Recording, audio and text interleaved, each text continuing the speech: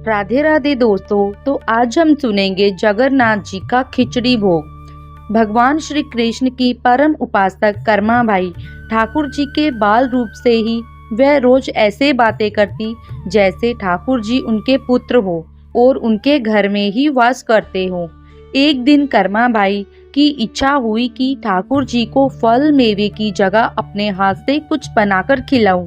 उन्होंने जगन्नाथ प्रभु को अपनी इच्छा बतलाई। भगवान तो भक्तों के लिए सर्वथा प्रस्तुत है। प्रभु जी बोले, माँ जो भी बनाया हो वही खिला दो, बहुत भूख लगी है। कर्माबाई ने खिचड़ी बनाई थी।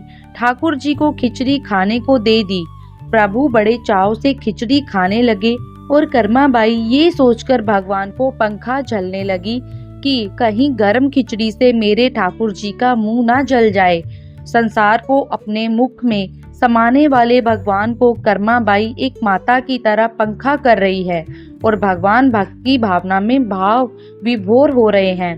भक्त वत्सल भगवान ने कहा, माँ मुझे तो खिचड़ी बहुत अच्छी लगी, मेरे लिए आप रोज खिचड़ी ही पकाया करें, मैं तो यही आकर खाऊंगा। अब तो कर्माबाई जी रोज सुबह उठती और सबसे पहले खिचड़ी बनाती, बाकी सब कुछ बाद में करती। भगवान भी बहुत सवेरे दौड़े आते और आते ही कहते, माँ जल्दी से मेरी प्रिय खिचड़ी लाओ। प्रतिदिन का यही कर्म बन गया। भगवान सुबह सुबह आते, भोग लगाते और फिर चले जाते। एक बार एक महात्मा कर्माबाई के पास आया। महात्मा ने उन्हें सुबह सुबह खिचड़ी बनाते देखा तो नाराज होकर कहा, माता जी आप ये क्या कर रही हो? सबसे पहले नहा धोकर पूजा पाठ करनी चाहिए, लेकिन आपको तो पेट की चिंता सताने लगी है। कर्माबाई बोली, क्या करूं महाराज जी, संसार जिस भगवान की पूजा अर्चना कर रहा होता है वही सुबह सुबह भूखे आ जाते हैं, उनके लिए ही तो सब काम छोड़कर पहले खिचड़ी बनाती हूँ।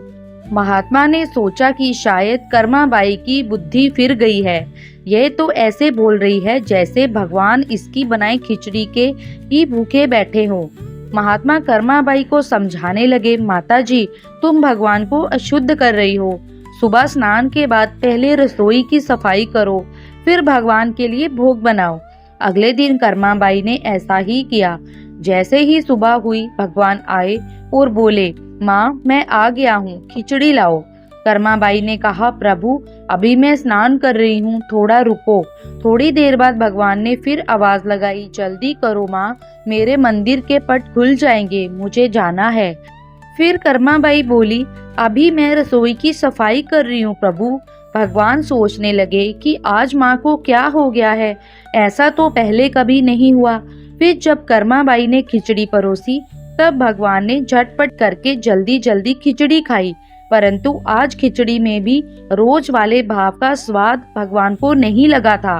फिर जल्दी जल्दी में भगवान बिना पानी पिए ही मंदिर में भागे। भगवान ने बाहर महात्मा को देखा तो समझ गए, अच्छा तो ये बात है, मेरी माँ को ये पट्टी इसी ने पढ़ाई है। अब यहाँ ठाकुर जी के मंदिर के पुजारी ने जैसे ही मंदिर के पट खोले तो देखा भगवान के मुख पर खिचड़ी लगी हुई है। पुजारी बोले, प्रभु जी ये खिचड़ी आपके मुख पर कैसे लग गई? भगवान ने कहा, पुजारी जी मैं रोज मेरी कर्माबाई के घर पर खिचड़ी खाकर आता हूँ। आप माँ कर्माबाई जी के घर जाओ और जो महात्मा उनके यहाँ ठहरे हुए हैं उनको समझाओ, उसने मेरी माँ को गलत कैसी पट्टी पढ़ाई है। पुजारी ने महात्मा जी से जाकर सारी बात कही कि भगवान भाप के भूखे हैं। ये सुनकर महात्मा जी घबराए और तुरंत कर्माबाई के पास जाकर कहा, माता जी माफ करो, ये नियम धर्म तो हम संतों के लिए है, आप तो जैसे पहले खिचड़ी बनाती हो वैसे ही बनाइए, आपके भाव से ही ठाकुर जी खिचड़ी खाते रहेंगे। फिर एक दिन आया जब कर्माबाई के प्राण छूट गए। उस दिन पुजारी ने मंदिर के पट खोले तो देखा भगवान की आंखों में आंसू है और प्रभु रो रहे हैं। पुजारी ने रोने का कारण पूछा तो भगवान बोले, पुजारी जी आज मेरी माँ कर्माबाई इस लोक को छोड़कर मेरे निज लोक को विदा हो गई है, अब मुझे कौन खिचड़ी बनाकर खिलाएगा? पुजारी जी ने कहा, प्रभु जी आपको माँ की कमी महसूस नहीं होने देंगे, आज के बाद आपको सबसे पहले खिचड़ी का भोग ही लगेगा। इस तरह आज भी जगन्नाथ भगवान को खिचड़ी का भोग लगाया जाता है। बोलो जगन्नाथ भगवान की जय, श्री कृष्ण भगवान की जय। धन्यवाद।